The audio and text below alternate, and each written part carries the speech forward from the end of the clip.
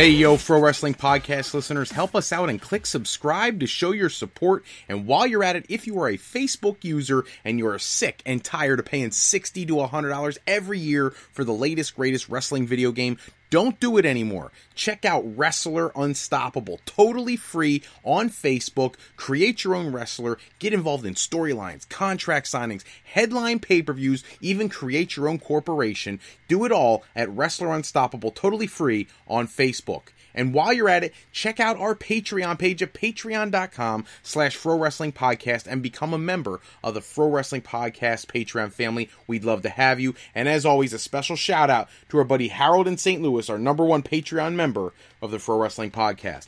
Hello, everyone, and welcome to this live episode of the Pro Wrestling Podcast. I wanted to get an episode out to you guys because it's been almost a week and I haven't gotten a chance to talk to y'all, and there is so much stuff going on in the world of professional wrestling right now that if I keep waiting, I'm going to have too much to talk about and not be able to cover everything in one episode. As it is, we're going to have a ton to talk about. So I wanted to make sure I got you guys an episode, and I understand somebody actually asked me, why do I do these live episodes without any build-up? I'm going to tell you why. Because the stupid server that I use only lets me do 30 minutes if I record an episode. They let me go for 3 hours if I do it live. So I'll do it live, upload it this way, and then if you don't get to hear it live, that's okay. I'm still getting you guys the content. And that to me is more important than worrying about whether I promote a live episode or not. I'm not in this for the money. You know, if I was in it for that, it'd be something different. But I'm in it to make sure I bring you guys entertaining content and keep you up to date with what's going on in the world of professional wrestling. And I'm hoping that our viewers like what we're doing with that. So that being said, please feel free, call into the Pro Wrestling Sound Off line at 267-642-1160. Give us your questions, your comments, your feedback, things you want us to cover, talk about, or whatever. And we'll be more than happy to try to get your thoughts, questions, and things in the show. This week, I actually have several of our submitted questions up on the docket of what we're going to talk about tonight. That will be the last segment of the show. So thank you for the people who've been sending those questions in. I appreciate that.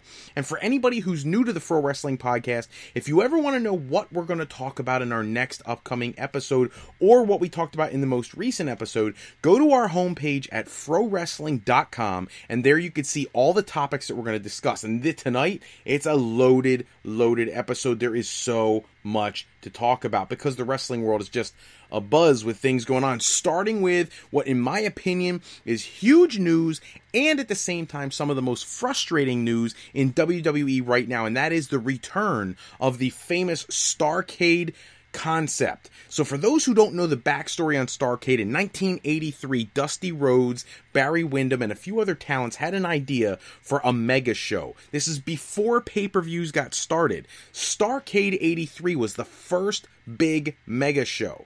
So what ended up happening is the National Wrestling Alliance, the NWA, brought together all the major talent that they had in all the different regional promotions that represented the NWA, and they brought them together for one night. Okay, and they brought him to Greensboro, North Carolina, and they put on a show of all shows. That night at Starrcade 83 was the night that Ric Flair defeated Harley Race in a steel cage to win the NWA World Heavyweight Championship. It's when Ricky Steamboat and Youngblood defeated the Briscoe brothers for the NWA World Tag Team Championship. And there was a host of other matches that were amazing. The Boogie Woogie Man, Jimmy Valiant, was on the card, and Carlos Colon and Abdullah the Butcher, and just talents all over the wrestling world at that time. It was also where people got to see Greg the Hammer Valentine take on Rowdy Roddy Piper in the famous dog collar match. It is the precursor to what would eventually become WrestleMania. It is the thing that gave Vince McMahon his vision for WrestleMania. WrestleMania wouldn't start until 1985. This is something that came out for 2 years before that. So, that being said, you fast forward to 2017, Starrcade is a concept that went away when WCW went away.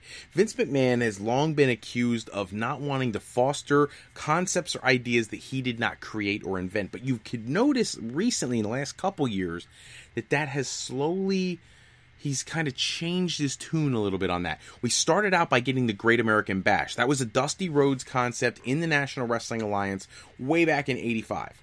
And then you got last year, instead of having Night of Champions, we now saw the shift of the name to Clash of the Champions, which was the old WCW non-pay-per-view but big live event show that they would put on TBS every episode, and that became a pay-per-view name.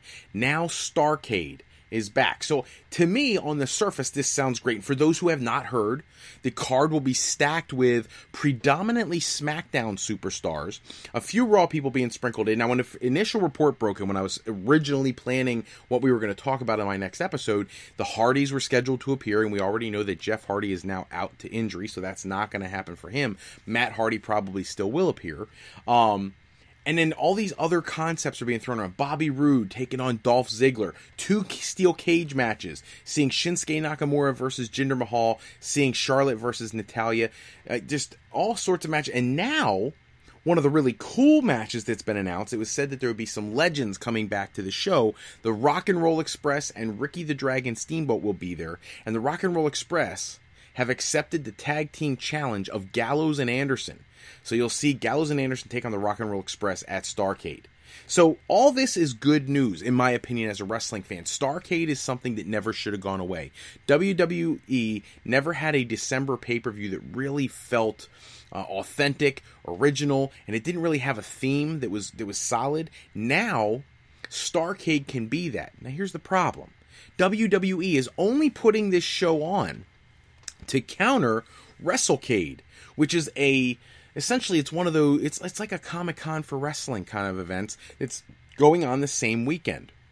As many people know, WWE live event attendance has been down significantly. Even at Raw and SmackDown tapings, there's photos all over the internet of a SmackDown taping only 2 weeks ago where Jinder Mahal is holding up the championship to a blank crowd. There's nobody on the weak camera side, because attendance has been so low. So what they are trying to do here is capitalize on the diehard wrestling fans migrating to the town for a huge WrestleCon event and trying to draw them to Starrcade.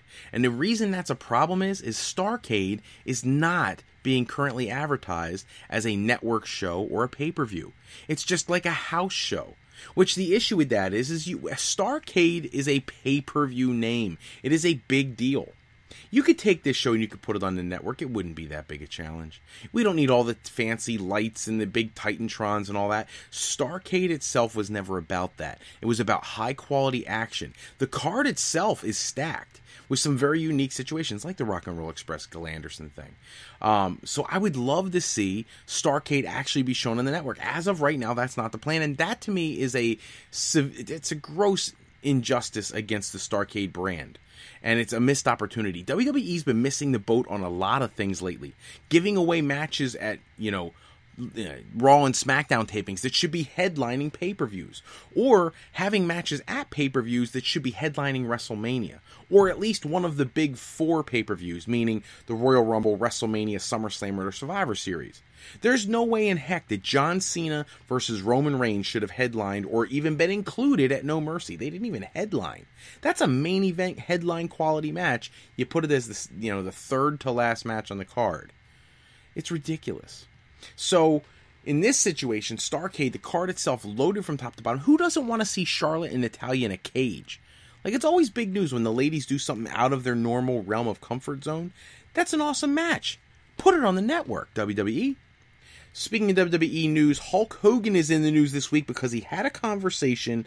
There have been several quotes that have come out, and I love how these guys do an interview. I read this particularly on eWrestling News. That's been like my focal point this week is eWrestling News and Wrestling Inc. So just to get the legal stuff out of the way, my sources this week are eWrestling News, Wrestling Inc., and WrestleZone. So there you go, you three. I gave you your shout out. Please don't get upset with me for doing the same thing you're doing, recycling the wrestling news from around the world. But Hulk Hogan had a comment that he was asked whether or not he'd be interested in returning to WWE right now, and he said he doesn't know.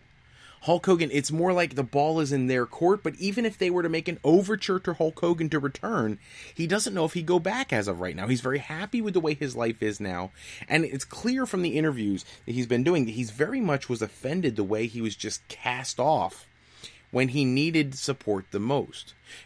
when this whole thing with Hulk Hogan went down, with the horrible things that he said, what I found so interesting is people like Kamala the Ugandan Giant came out and spoke on behalf of Hulk Hogan, saying that Hulk Hogan went to bat for him and got him his biggest paydays in the history of his wrestling career because he didn't have a problem with people of color. And I'm not in any way justifying what Hulk Hogan said. I think it's horrible what he said. I've said that before on these podcasts. But I think the people who knew him the closest, the people he was up and down the road with, know him better than I do. Ron Simmons would speak out in favor of Hulk Hogan. The Rock spoke out in favor of Hulk Hogan. People like that speaking out on behalf of and in support of Hulk Hogan, which tells me that in a moment of weakness when Hogan was clearly not in the best of ways, if you remember, this stuff all went down shortly after his divorce and all that was going on. Again, not justifying, just trying to put things in context, something that's very hard sometimes for people to do. He said things that no person should be saying. Should he be punished? Of course he should. But at some point, I think all of us as a society try to teach each other to forgive and move on. Learn from our mistakes and move on. I feel like Hulk Hogan has done that. He's very vocal about the revelations in his life and where he's at now and the happy place he's at. And that comes from this horrible situation where he got to see a better way. So Hulk Hogan coming back to WWE to me is a necessity. But in his world, not quite so much. Not quite so much. And in the past, people used to accuse Hulk Hogan of just trying to get a payday. If that's all it was now, he'd be there already. I firmly believe that. But he's not, because now it's about principle, and he wants to do the people right. He's been asking fans for their input on his podcast. Should I go back? Should I stay out of it? I think an ambassador role for Hulk Hogan should and possibly will be in the future if he's willing to make a return. Speaking of people willing to make a return, Terry Funk last weekend came back out of retirement for Lord knows how manyth time. And after his match, he had a great match. Jerry Lawler, the Rock and Roll Express, all these people involved in this match. He did a great job. He said that he was very apprehensive going into the ring, but once he got in there, he felt like he was at home. And he wrestled 2 matches in the last week against Jerry Lawler, and he's had a great time with them. But it's time for him to finally really retire, which I think you can put as much stock in as, pretty much you can't. You can't believe anything he says when it comes to retirement. Terry Funk has also said in the past he wants to die in the ring. So I firmly believe he's going to wrestle until he's 95 or dead, one or the other. But it's great to see Terry Funk still able to get in the ring at his advanced age and still throw it down with, people like Jerry Lawler, the Rock and Roll Express. Just saying. Speaking of people returning, big news coming out of the No Mercy pay-per-view, which I will do a little bit of a breakdown of that in a little bit. But John Cena, after the show, it made it seem like he was going to be leaving WWE for an extended period of time, and there was all this emotion from the fans, something I don't think he gets a lot of. There was true appreciation from the fans after No Mercy at his match. And then when he gave his interview on Raw Talk after the pay-per-view, again, sounded very conciliatory, sounded like he was thinking of leaving the profession. And we all know, the smart marks that we are, that he's going off to film Bumblebee and probably Shazam, and now there's word out he's going to be getting another role in another movie. But the word is that John Cena is going to be returning a lot sooner than people thought. Right now, the word is, if you pay attention to the Wrestling Observer newsletter and places like that, they believe that John Cena is going to be returning for the Survivor Series. Now, the issue is, who is he going to face at Survivor Series? Now, there's been speculation that he may come in to join forces with The Shield in a traditional Survivor Series match. I'm not a big fan of that idea. There's been conversation he'll come back for a return match with Roman Reigns.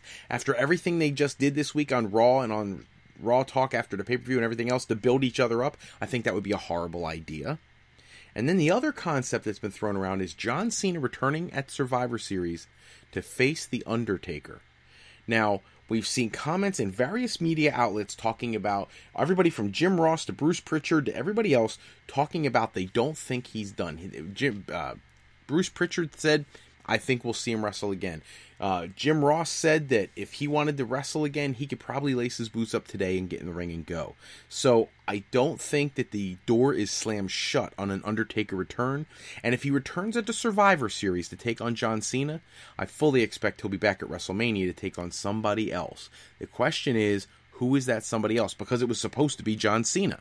So if they do this match at Survivor Series, that frees up The Undertaker for a different match at WrestleMania. Which leads me to my next tidbit, which is the news today that there may be some plans in the work to bring Goldberg back to face The Undertaker at WrestleMania. Think about the fact that there's two talents who were both around during the Attitude Era, during the Monday Night Wars, who have never stepped in a ring together with the exception of a few moments at the Royal Rumble. I would love to see that.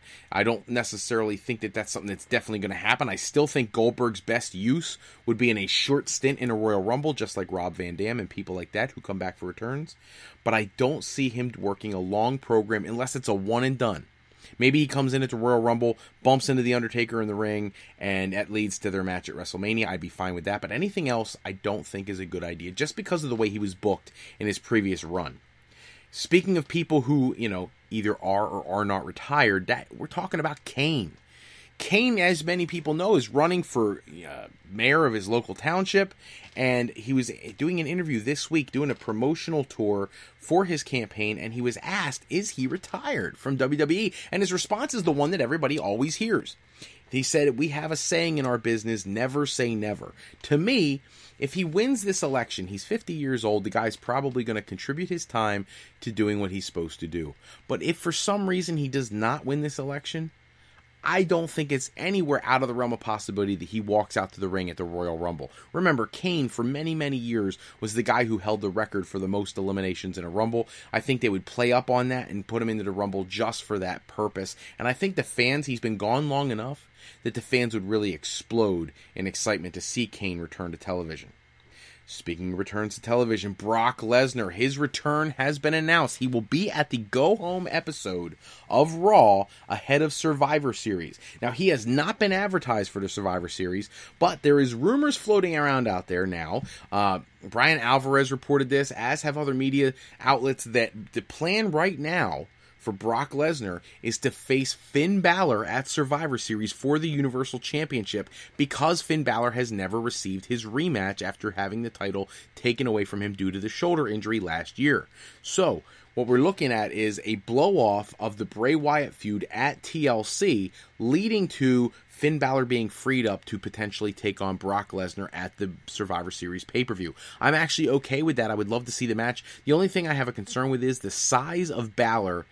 After Brock Lesnar just went through Braun Strowman, how can you conceivably get people to believe that a much significantly smaller wrestler, someone like Finn Balor, could do any damage to Brock Lesnar? I think it's kind of one of those things where we have to give the guy a rematch for that Universal title at some point, so this is one way to just do it and fill some time, which I don't like. There are also plans apparently in place before WrestleMania for Brock to defend his World Champion or Universal Championship against Seth Rollins, which is not going to happen right now, obviously, because they're the tag team champions. But once Dean Ambrose and Seth Rollins lose the tag titles, I would expect to see Seth Rollins quickly put into a world title program to take on Brock Lesnar. Moving on, Survivor Series, we just talked about the Universal title plans. There are other titles that are going to be at the card, including the Cruiserweight Championship. But we got to wonder if the Cruiserweight Champion is going to be available, because Enzo has a new career aspiration. Enzo apparently is pursuing a rap artist career. Now, I don't know how well the guy can rap. What I do know is the way they've booked his character has done two things. One, I'm thoroughly offended by Enzo every time he's on television because I think he sucks. He's a great talker, but Roddy Piper was a great talker, but he can get in the ring and go when he had to. I'll always reflect on WrestleMania 8 when he took on Bret Hart. I thought Piper finally showed people he could wrestle. But Enzo, he can't wrestle. So he comes out, he instantly becomes a heel, and somehow there's a double flip. Now we've got Neville, who's now a babyface. I don't understand that at all. I love it, but I didn't see it coming. But now, Enzo apparently is going to focus on becoming a rap artist, which may be good, because if he doesn't appreciate wrestling any more than it sounds like he does from all the reports we've gotten, then good riddance. Let him go do something else. I can't stand Enzo. It's just my opinion. Another person planning to potentially make a return is Caitlyn. Caitlyn, former WWE diva, is former Divas champion. She left the SmackDown brand a couple years ago, and now she has been back in the ring training for a return to wrestling, and WWE apparently is interested in making an overture to bring her in. I think it would be a great idea. I think the popularity of the Mae Young Classic really should have told WWE something, that there's something there that can be sold. The highest rated programs in August and September outside of pay-per-views have been the Mae Young Classic. And it's not because they had a bunch of Barbie dolls running around the ring. It's because the ladies threw down great matches. They were phenomenal in the ring. Their skill sets are out of control. And when you see people like Kairi Sane hitting her elbow off the top turnbuckle, it's like reminiscent of the Macho Man Randy Savage. So the Divas, or the women, or whatever you want to call them, they are rocking right now. And they need more talent to sustain that. In all seriousness, why are we giving an hour time block to 205 Live when the viewership for 205 Live is god-awful? Yet at the same time, you've got a women's division that is incredibly over with the fans right now. Everybody wants to see that. So I don't understand WWE giving an hour to 205 Live. Make a Divas show. Or a women's division show. And from both brands. We don't have to have a brand split on every single show. Have the cruiserweights be everywhere. Have the women be everywhere. Because people are really wanting to tune into some of these wrestling matches. Because the women are every bit as talented anymore as a lot of the men are. I can't go any further without addressing something that came out in the news today that was horrifying. And then, a few hours later, perplexing. And what I'm talking about is Marty Jannetty in the news. So, it broke earlier today that he put a post up on his, I don't know if it was Facebook, Twitter, something of that nature, alluding to he has a daughter who apparently he had DNA testing for and is not really his daughter. Though he thought she was. They met only a couple years ago, and he was the illegitimate father of this girl. And he finds out that she's not his daughter, and then makes reference to, now that she's not his daughter, she's hot. And references wanting to sleep with her. Now, there's since been a report put out by Marty Jannetty that it was completely fake news. That it didn't really happen. That he's filing lawsuits against papers and newspaper outlets and media outlets that reported that. That's why I'm not reporting that. I'm explaining the scandal. But either he put up something thoroughly disgusting, or someone hacked into his account and posted something disgusting. Either way, not a good situation for Jannetty. I actually saw somebody putting on Facebook, and I said, well, I wonder what Shawn Michaels thinks of all this. You know, he was with the guy for so many years. I wonder what he thinks about when he thinks about the difference between where he ended up and where his former tag team partner Marty Jannetty ended up. I hope for Marty Jannetty's sake that what he's saying is true. I hope that he didn't post that himself. I hope somebody hacked his account. That's horrible to say. I hope somebody hacked his account. But I would like to think that somebody who was a superstar when I was younger has more scruples and is more honorable than what we're talking about here. Moving on, I'm going to get into some Global Force Wrestling conversation. So we have Robbie E, who has been off television for an extended period of time, trying to sort of repackage himself. But people have been asking, when is he coming back to television? I'm actually a fan of Robbie E's. I met Robbie E at one of those Triple WA wrestling shows that I like the podcast from, which, by the way, as I've said before, if you like those shows, please let me know in the comments section of the episode so I know that, because if you like them, I'll continue to do them. I will tell people right up front, I will not be doing any of those live broadcast shows in the month of October. I'll be busy each weekend. I'll still try to get you guys your episodes, but I won't be able to go to the wrestling shows to do them. But on the topic of Robbie E, he is claiming that the next set of tapings for Impact Wrestling are right after Bound for Glory. That he should be at those tapings. I, for one, am thoroughly excited to see Robbie E get back in the ring. For those who don't know, he's been going through a lot. He's been working on his body. He's got a set of twins now.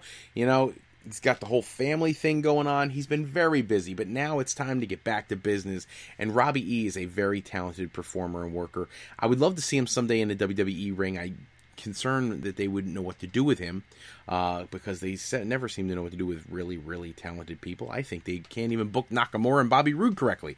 But I would like to see him there at some point. But for now, I'll settle for seeing him in Impact Wrestling because I just want to see the guy wrestle. He's that good. Tessa Blanchard, also rumored to be contemplating a move to Global Force Wrestling, Impact Wrestling, whatever you want to call it at this point. Tessa Blanchard just got done competing in the Mae Young Classic, had a great match, and got eliminated in the first round by the eventual champion. But she is the daughter of Tully Blanchard, former Four Horsemen member. She is an incredibly talented female wrestler. She's been all over the world. She's been to Japan. She's been to Europe. She's been all up and down the East Coast, and she's gone out to the West Coast. She has done it all. She competes at Shimmer and various other promotions, and now it's time for her to get some television exposure and put her on a program that's going to showcase her. I was thoroughly surprised she didn't sign with WWE immediately following the Mae Young Classic. They signed so many talents. I don't know how they couldn't sign Tessa Blanchard. They should have been paying through the nose. She's got a built-in storyline, whether she likes it or not. Her storyline is being the daughter of Tully Blanchard automatically puts her into either a feud, a team, or a faction with Charlotte.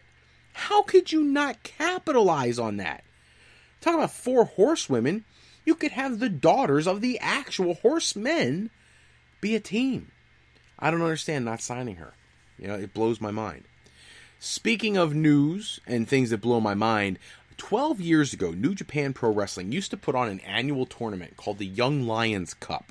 It was in honor of Tojo Yamamoto, who trained all sorts of talents in New Japan's system. And this year, for the first time in 12 years, they're calling it the 11th annual, but it has been missing for 12 years. They're bringing back the Young Lions Cup. It's going to debut October 12th in New Japan Pro Wrestling. And what they're going to do is take 6 dojo wrestlers. So for those who don't understand how Japanese wrestling works, in New Japan Pro Wrestling, if you are brand new to the business, you're a young lion. And you go into, essentially, it's like going to the performance center. You learn your craft. You get a little bit of exposure on opening matches on big shows. But you really are trying to become the best in-ring performer you can. And this gives them an opportunity. There will be 6 talents chosen. Their names are already out there. And I apologize because I can't pronounce any of them, and I don't want to do them any injustice. Look it up if you want to know.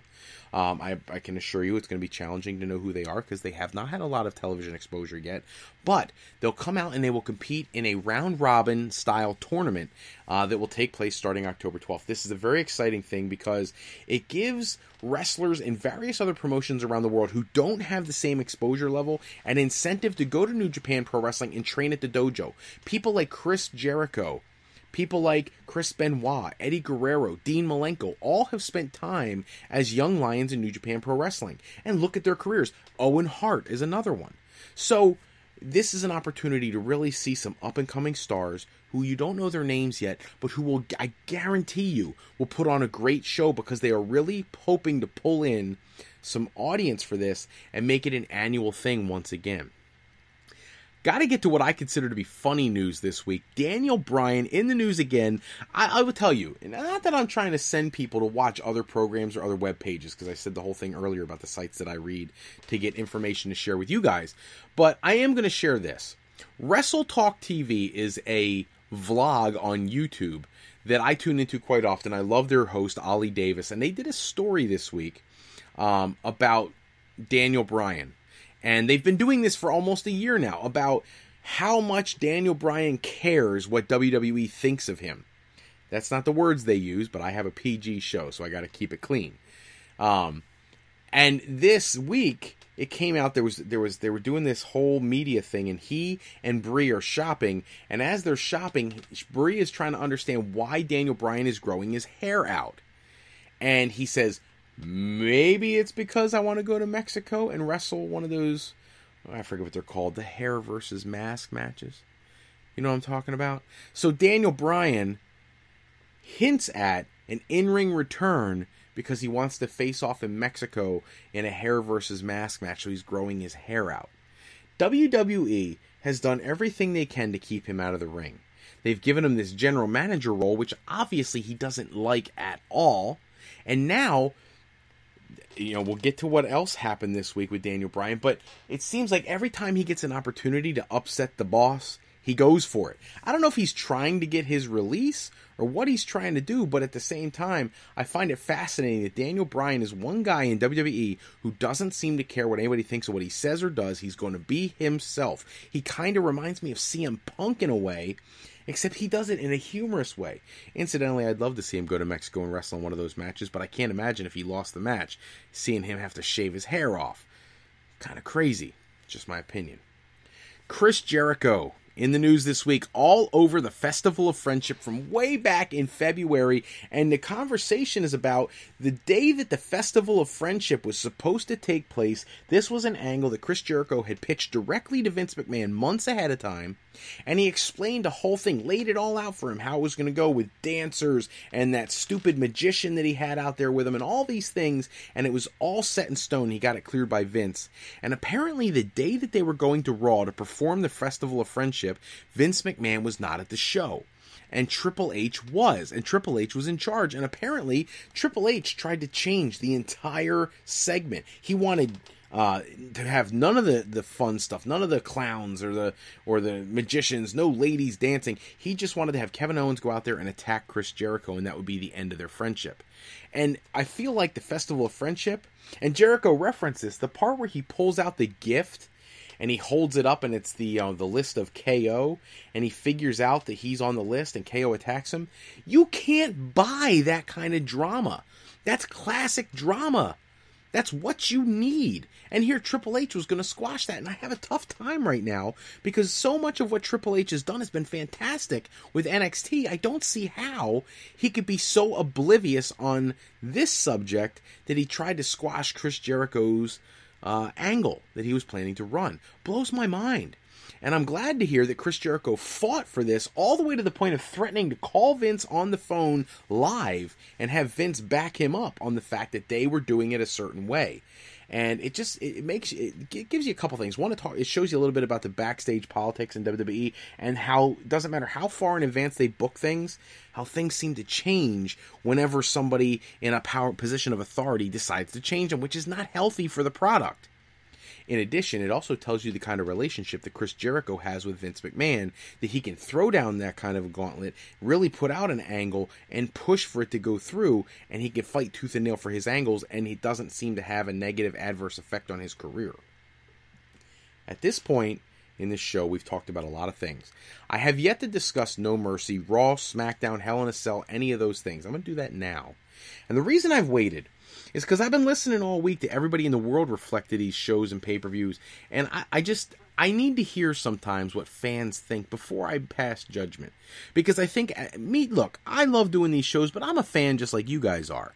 So I have reactions that sometimes I jump to conclusions, sometimes I assume that I know too much, but this time I don't think that was the case. First off, No Mercy. We had one of the greatest tag team matches in the history of tag team wrestling at No Mercy. And that's not just because Cesaro takes a bump off the turnbuckle. And for those who don't know this, he did not break his front two teeth. That was not what happened. He hit the turnbuckle and hit his face so hard on the turnbuckle, his teeth were embedded in his skull. That's disgusting. But very cool that he finished the match bleeding like a sieve with teeth crammed into his skull. An incredible tag team match. So that was great. Jason Jordan and The Miz was a fantastic match. It was in the trash can when you have Jason Jordan speak after the match when the fans are booing him as vehemently as they are, and they're not booing him because he sucks. Okay, contrary to what some people have been saying online, Jason Jordan doesn't suck. He's one of the best, most talented mat technicians they've got right now.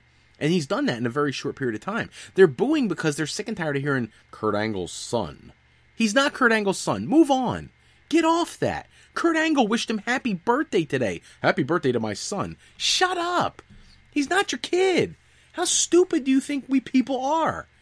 Blows my mind. And it's killing Jason Jordan's opportunity to be a top attraction because people don't want to see him because they're irritated with the angle. Get rid of it. Move on.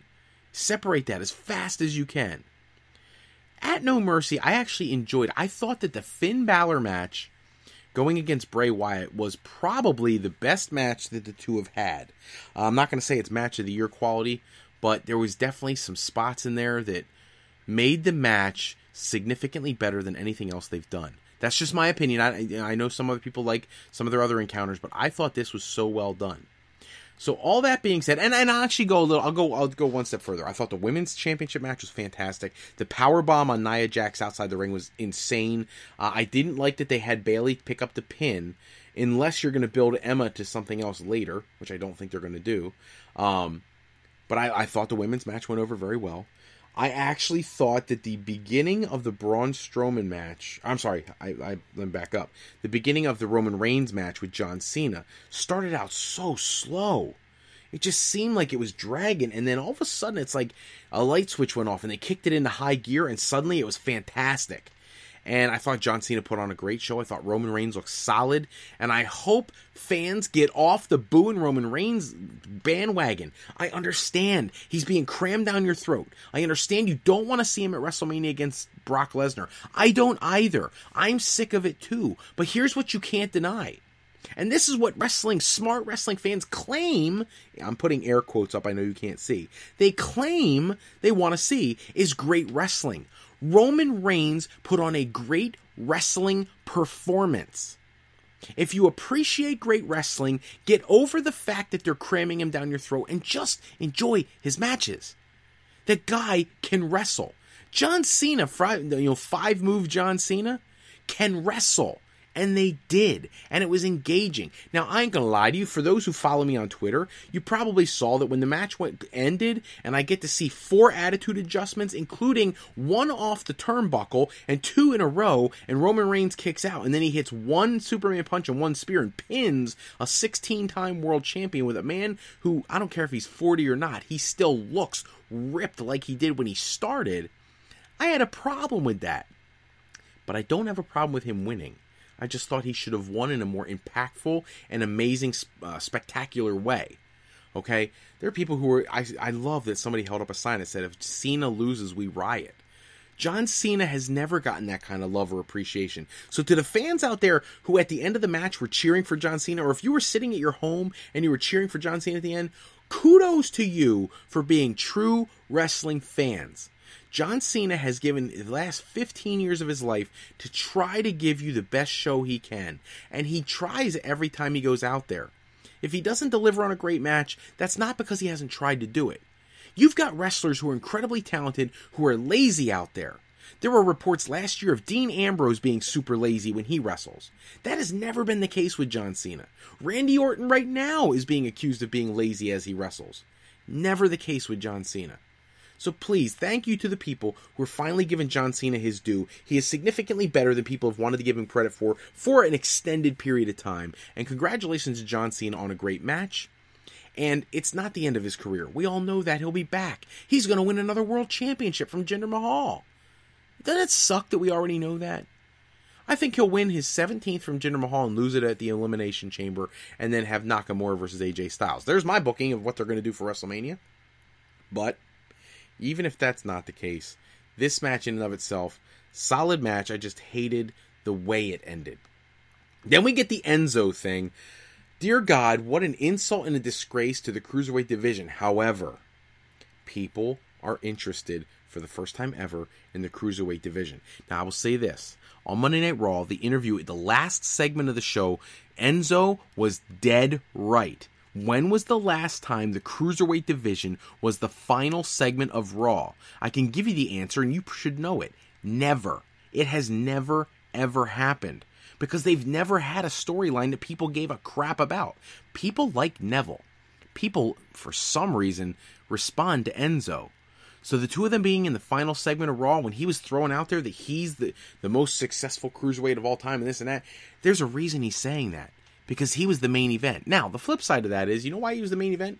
Because Vince said so. It's not because they couldn't have put a different thing on last. They could have. They chose not to.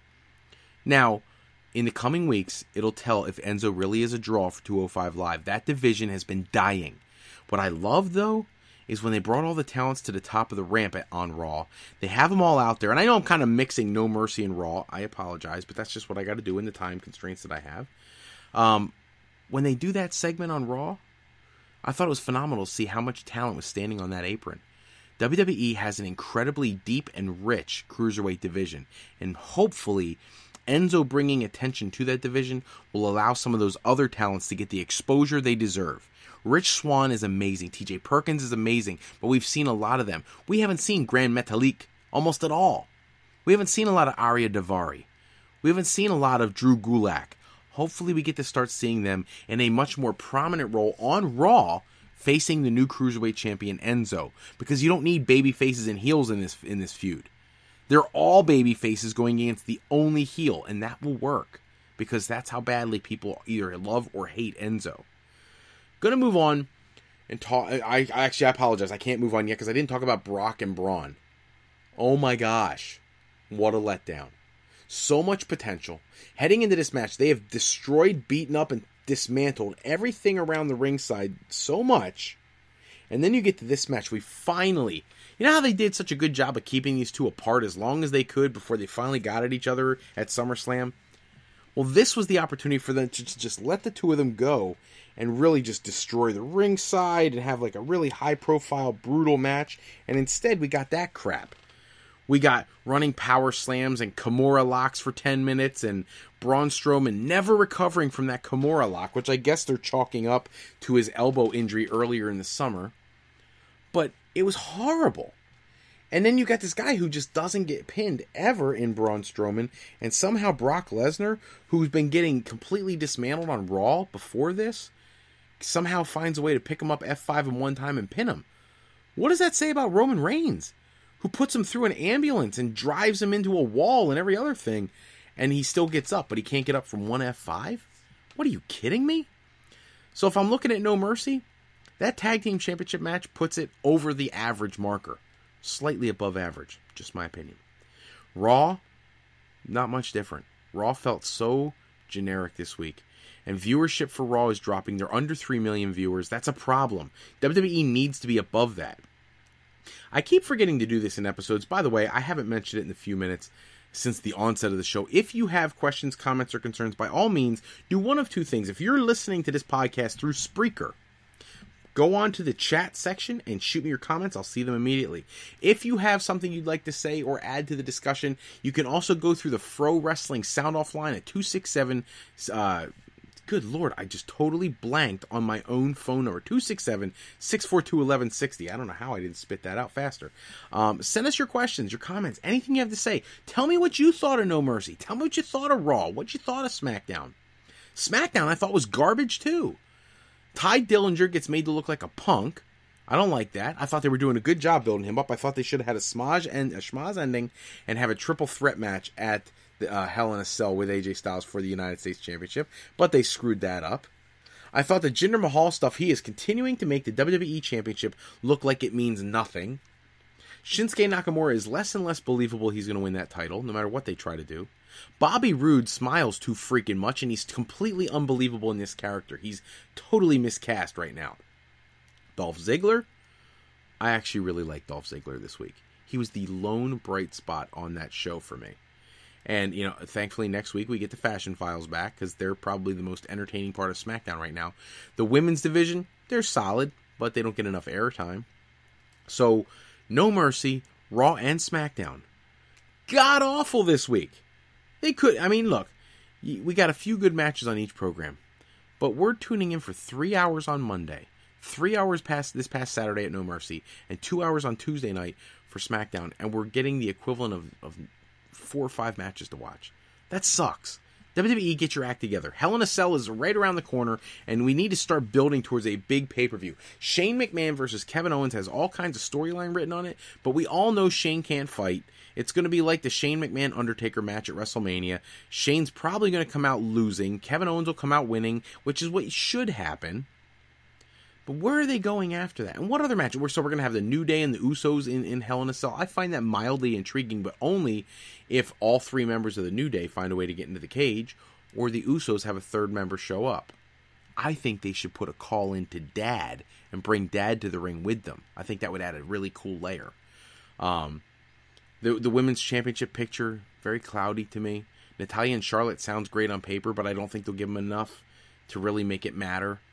Jinder Mahal and Shinsuke Nakamura, there's no excitement heading into the pay-per-view. So we'll have to see how they build Hell in a Cell. On the topic of our podcast, Pro Wrestling Podcast has become very popular whenever we put out tournaments. Our last tournament offering was the greatest Intercontinental Champion of all time, won by the Macho Man Randy Savage. And before that, we had a tag team tournament, which was another fantastic tournament.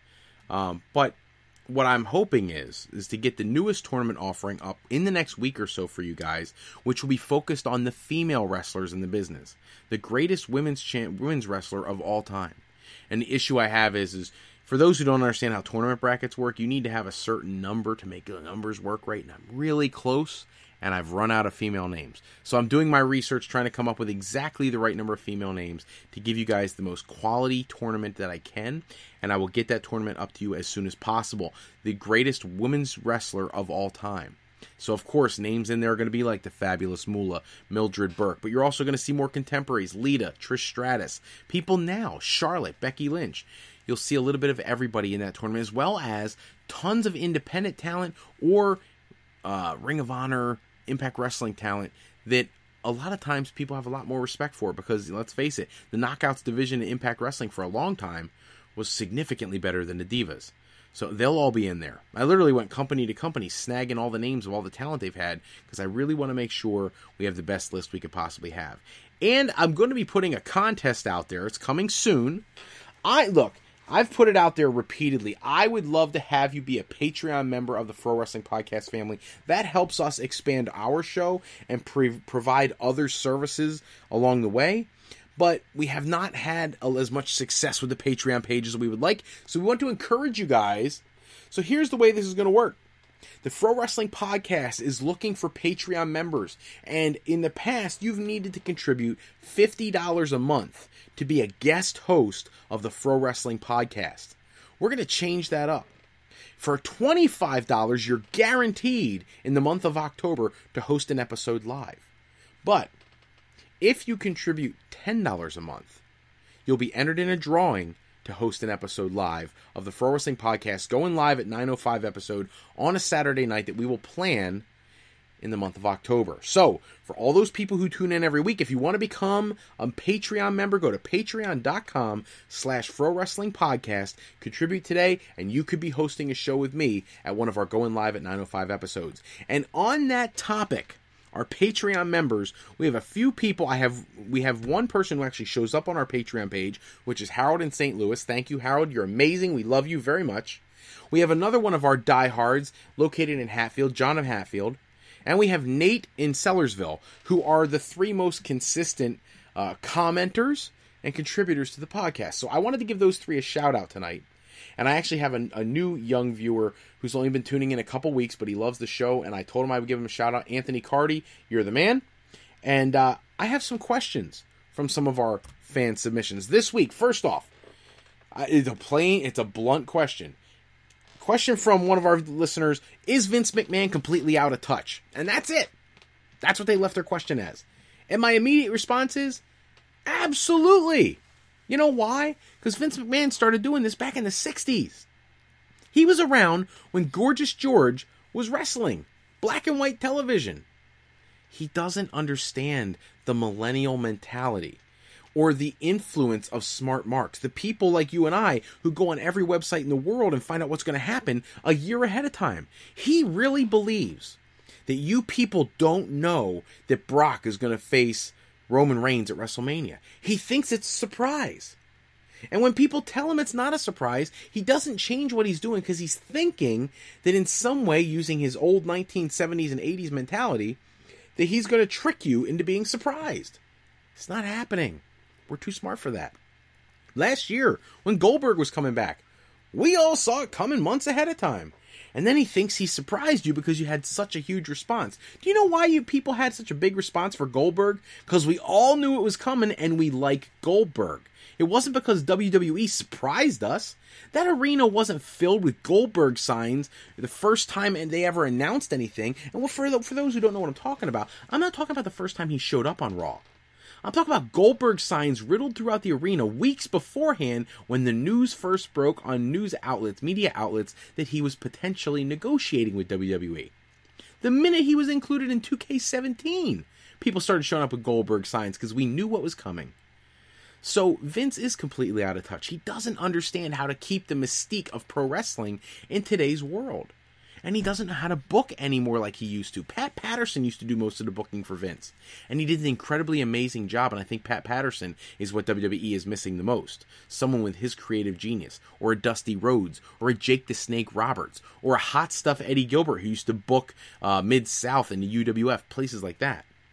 That's what Vince is missing. Someone who can book and stay current with the times. Even the NWO, Kevin Nash, when he was booking WCW, had some great ideas. The problem is he had a lot of bad ideas as well. I'm going to move on to my next question. What are they doing not putting Starrcade on the network? So I addressed some of that at the onset of the show because it was, to me, the biggest, most important topic of the week. But I don't know what they're doing. You give away John Cena versus Shinsuke Nakamura on SmackDown Live for free. You give away matches like John Cena versus AJ Styles or AJ Styles versus Dean Ambrose last year for free. You give away, you were going to until he got hurt, give away John Cena versus Samoa Joe on Raw for free. Thank God he hurt his knee. So now we can wait to see that. Maybe that'll be John Cena's match at WrestleMania if he faces The Undertaker at Survivor Series. But they keep giving things away for free, and then they don't understand why their viewership is down. Because the only time you pop viewership is when you're giving away the free stuff, because the rest of the time, you're giving the same crap every week that you gave the last week. Stop. Give us something new and original. That's why the Starrcade thing is so infuriating. Starrcade should be a network special. It should be a big event, and WWE should see a return on their investment in that event. And it may encourage them to continue having the event. What else it might do is encourage them, since the content on the network is the number one most important thing to WWE right now, it would give them a reason to bring back many more WCW concepts. Why do we not have Halloween Havoc yet? Why do we not have Bash at the Beach in the summertime? People always used to say 13 pay-per-views a year is too much. Yes, it was when you were dropping $50 or $100 on each one. But now, you're paying for all of them for $9.99. You could do a pay-per-view every week, 52 weeks a year if you had to. But they don't. You could cut down on television broadcast time, save an hour off of Raw, which we all have been saying would be a great idea, and use that hour and the 205 Live hour to have a pay-per-view every 2 weeks. And it doesn't have to be something you overly book, but you could bring back concepts and have themes. Now, I'm not in favor of doing all this. I'm just throwing out there what you could do. And obviously what Vince is missing the boat on. Starrcade is a pay-per-view, and it should be treated like a pay-per-view. This is a slap in the face.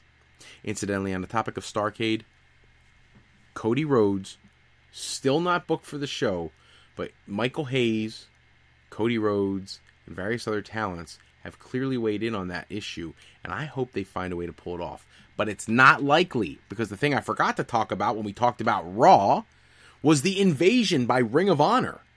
So you go back to the Attitude Era and you had D-Generation X invade WCW. Well, it happened this week. The only difference is WWE is a global conglomerate powerhouse company, and they aren't going to broadcast their competition. And Ring of Honor doesn't have a live show. If they did, for those who don't know, because you don't read as much as I do on the internet, Cody Rhodes, Hangman Page, Marty Scurll, and the Young Bucks, the Bullet Club, the Elite from Ring of Honor, the Ring of Honor World Champion, along with his wife Brandy, were outside Raw this week with a megaphone and a stretch Hummer, and they were doing speeches. They did the speech from Independence Day, and were doing a shout out to Bill Paxton, and they were throwing out things about Cody. I'm gonna come get my name back, and the Young Bucks were calling people out, and they were having this great interaction with the fans, and it was beautiful. And if WWE was smart, it's like they didn't learn anything. Eric Bischoff said in every documentary that's been done about the Monday Night Wars that the mistake he made when they showed up at Nitro was he should have opened the doors and let them come right in, because then it would have been on his show. He would have taken their excitement and put it right on his show. That's what WWE should have done. They should have opened the doors to the Ring of Honor talent. Come on in. Be a part of the show. Because then WWE would have become must-see television. And Ring of Honor would have had no intellectual property rights to any of the footage. That's what they should have done. It would have been a huge moment in pro wrestling. And you could have started creating an overture to Ring of Honor to have a more of a working relationship. Something they did with ECW back in the day and worked out very well. I think that's what they should have done. They didn't. And apparently Vince was upset about this. Why? Any news about pro wrestling making it the focal point of mass media is a good thing, Vince, even if it's not your company. You gotta embrace competition. You gotta embrace what the fans want. And the fans are buying Bullet Club merchandise at Hot Topic like it's going out of style. They can't keep them in stock. Obviously, you need to capitalize on that if you can. And it was a missed opportunity Monday night because they should have been featured on your show. Instead, didn't happen. Going to move on to my last fan question of the evening, which I found completely interesting because I've been doing these shows from the Quakertown Farmers Market and from Zern's Farmers Market. Zern's is in Gilbertsville, Pennsylvania. Quakertown, obviously, in Quakertown. With Worldwide Wrestling Alliance. And somebody actually asked me, said, are any of the Worldwide Wrestling Alliance stars at these indie shows that you've been broadcasting at worth WWE taking a look at? Thank you so much for that. Whoever sent that question, and I forget off the top of my head, somebody asked. And I promise if I can still find the email, I'll give you a shout out in the next episode. But the reason I'm so thankful that you asked that is I did put a link on frowrestling.com so you guys can get familiar with who these people are. And I will tell you this. I'm not going to tell you that they're all WWE level talent. That they're not. But they are good talents. And they put on a great show. And they connect with the fans in a way that a lot of times WWE stars don't. Because they don't have the close, more intimate environment to work in. They're in a giant stadium instead of a, 40-foot by 40-foot little farmer's market section. But the reality is, the Worldwide Wrestling Alliance shows that I go to are always exciting. No matter who's on the card. So, to the question, are any of them worth WWE looking at? Yeah, I think so. I think there are 3 people in their shows that if I was WWE, I would at least consider. One is their world champion, Ken Andrews. I think Ken Andrews is a fantastic wrestler. He's got a great personality. And given the limited size of their audience at these shows, that guy can rile people up like nobody I've ever seen. And I think that he is somebody that absolutely is worthy of getting a look by WWE. Now, look, he doesn't have, the billionaire body, but he doesn't need it. He's got in-ring talent. He can talk. He could play heel or babyface if he wanted to. So he's somebody I think would be a legitimate look from WWE. Number 2 on the list is a guy by the name of Leo Sweet. Leo Sweet is their high-impact champion. He's a cruiserweight, essentially. But he's fantastic. He has a great moveset. And these shows, just so you understand, because I know when you guys hear them on my podcast, you can't see what I'm seeing, but their shows take place in a venue where the ceiling is relatively low. So I want you to think about how hard it must be for Leo Sweet to hit high-impact flying moves with very limited headroom. But he does it, and he does it well. And it's very engaging and very exciting. So I think he is absolutely worth it. And the other person that I think is worth it is one half of a tag team that wrestles for Worldwide Wrestling Alliance, Ty Reno. Ty Reno, and I got to give him a shout out here. Ty, you're awesome, because Ty is the one who told me, I went up to him, spoke to him one of the first shows I went to, and he told me to go talk to Dino about doing a podcast from their episodes, and that has been a great experience, and I have nothing but appreciation and thanks to Ty Reno for making that happen for me. But him in the ring, I love his work. Buff guy, he's got a great look, he's got a great attitude, and he can move so well. He's a big dude, but he can move. And I think a lot in like a Samoa Joe style. And I would love to see him get a look. I think those 3 people right now would be the ones that if I was WWE, I would take a look at. It's not to say they don't have other talents that are up and coming. They do. Ty Reno's tag team partner is another one who's fantastic in the ring. I really like him. His name is King Blackie. And there's a guy there, Mike Goldstein, who I absolutely love watching wrestle. He's been a babyface. He's been a heel. I love him. He's a great talent. And there's a guy there named Blitzkrieg, who to me looks like a WWE talent. If you told me he used to wrestle for WWE, I'd buy it. He looks like that, and he's very talented, skilled in the ring, hits some real stiff shots. His matches are believable. So to answer your question, yes, there are plenty of WWA stars that I think would be great for WWE to take a look at. And if you want to get to know any of those people a little better, by all means, on frowrestling.com, click in the top right corner of the page. There's a page that says Indie Talent Booking. When you click on that, you can see a variety of the stars that wrestle for World Wrestling Alliance, and you can get their contact information. So if you so choose, you can actually pursue trying to become a fan of theirs on their fan pages or get their merchandise or whatever you'd like. But at the meantime, if you get an opportunity to check out one of their shows, They're fantastic. They do Susquehanna Wrestling Organization and Worldwide Wrestling Alliance use pretty much similar talent, and they always put on great shows. So by all means, check that out if you get the opportunity. If nothing else, check them out on YouTube. If you want to get more familiar with them and see how good they really are, check them out on YouTube. Keep in mind, though, that sometimes the matches you find on YouTube, especially for a small independent promotion, I'll use a great example is Leo Sweet. Leo Sweet is amazing in the ring, but if you put him in there with an indie worker who's not quite as awesome as he is, it's hard sometimes for him to pull off a 5-star match. But I believe Leo Sweet himself is that good. That's all the time we have for this episode. Check back with us next time. We'll run down all the latest wrestling news and rumors. Special thanks, as always, out to bensound.com and purpleplanet.com for producing all the music and sound effects we used in today's show. Today's podcast was sponsored in part by Beazle Games. Bringing a new friend to family game night is easy with sketchy people. Showcase your artistic side in this new game from Beazle Games by going to frowrestling.com and clicking the icon in the middle of the page. And to alleyrepair.com. Contact Alley Repair today for servicing of all your classic skee-ball, pinball, and arcade game needs.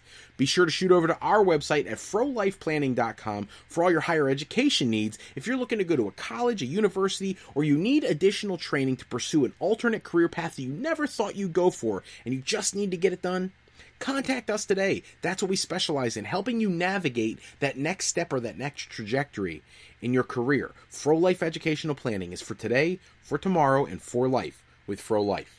I'm Fred Froelich, better known as Mr. Fro. I want to thank you so much for taking a few moments with today.